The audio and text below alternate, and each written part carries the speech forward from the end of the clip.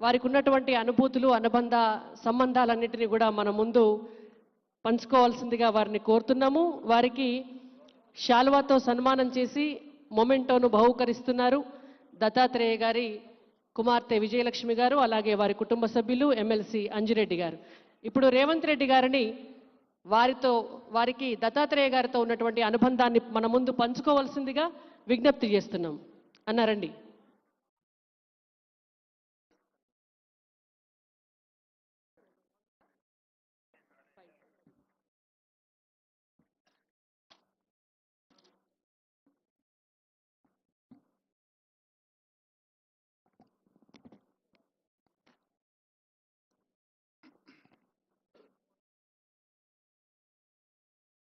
శిల్పకళా వేదికగా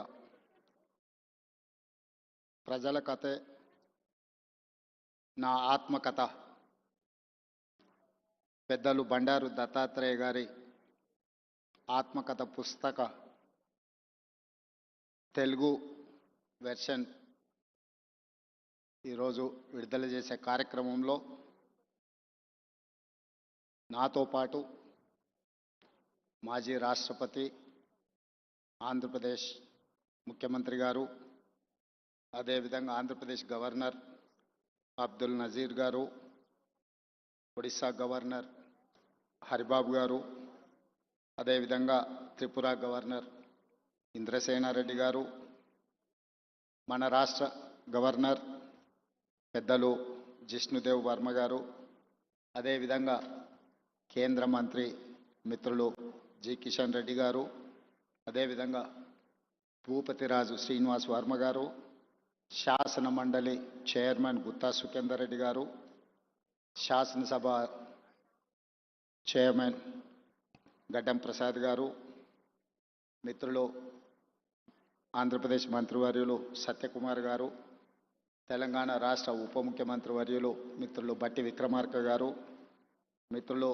మంత్రివర్యులు పొంగులేటి శ్రీనివాస్ రెడ్డి గారు, పొన్నం ప్రభాకర్ గారు, పెద్దలు కేశవరావు గారు, వేదిక మీద ఉన్న చాలామంది భారతీయ జనతా పార్టీ నాయకులు, బండారు దత్తాత్రేయ గారి అభిమానులు, కుటుంబ సభ్యులందరికీ కూడా ఈ సందర్భంగా నా శుభాకాంక్షలు తెలియజేస్తున్నా. మిత్రులారా, ప్రజల కథే నా ఆత్మకథ.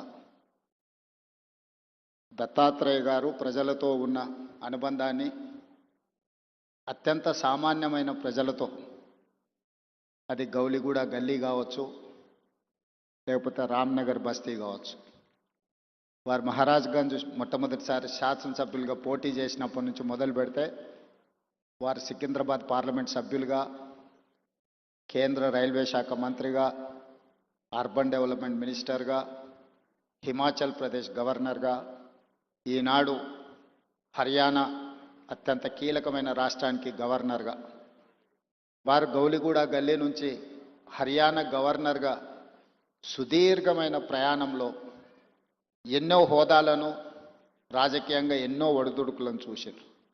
కానీ ఏ రోజు కూడా వారు ప్రజలతో సంబంధాలను కోల్పోలేదు.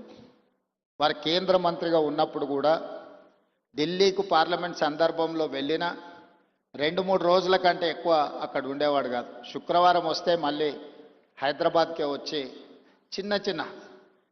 చిన్న షాప్, లోకల్ కార్పొరేటర్ కూడా ప్రారంభోత్సవానికి రావడానికి వెనక ముందు చేస్తే పెద్దలు దత్తాత్రేయ గారు వచ్చి చిన్న గల్లీలలో పాండప్ప కూడా పేదవాడు ప్రారంభించుకుంటున్నంటే దత్తాత్రేయ గారు వచ్చి ప్రారంభించేవాళ్ళు. ఇదే నాకు వారితో ఉన్న 40 సంవత్సరాల అనుబంధంలో 40 సంవత్సరాల నుంచి దత్తాత్రేయ గారిని చాలా దగ్గరగా నేను వారిని చూస్తున్నా.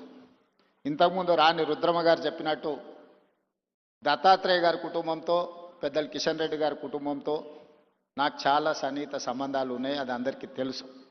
నేను మొన్న నీతి ఆయోగ్లో పాల్గొన్నప్పుడు ప్రధానమంత్రి గారితో మధ్యాహ్నం భోజన వేదిక మీద కూర్చున్నప్పుడు వారు చంద్రబాబు నాయుడు గారిని చూపించి ఆప్కే సాథీ ఇద్దర్ హే అని అంటే నేను చెప్పా, నేను స్కూల్ మీ దగ్గర చదువుకున్నా, కాలేజ్ ఆయన దగ్గర చదువుకున్నా, ఇప్పుడు ఉద్యోగం రాహుల్ గాంధీ గారి దగ్గర చేస్తున్నా.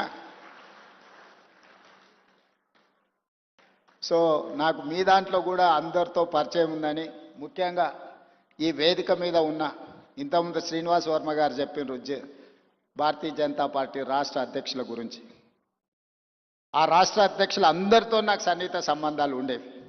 ఇప్పుడు సరే రాజకీయంగా భిన్న ప్రయాణం, కానీ వ్యక్తిగత సంబంధాలలో ఎప్పుడూ లోపం కానీ, ఎప్పుడూ ఆ సంబంధాల విషయంలో దాచిపెట్టాలన్న ఆలోచన కానీ చేయలేదు.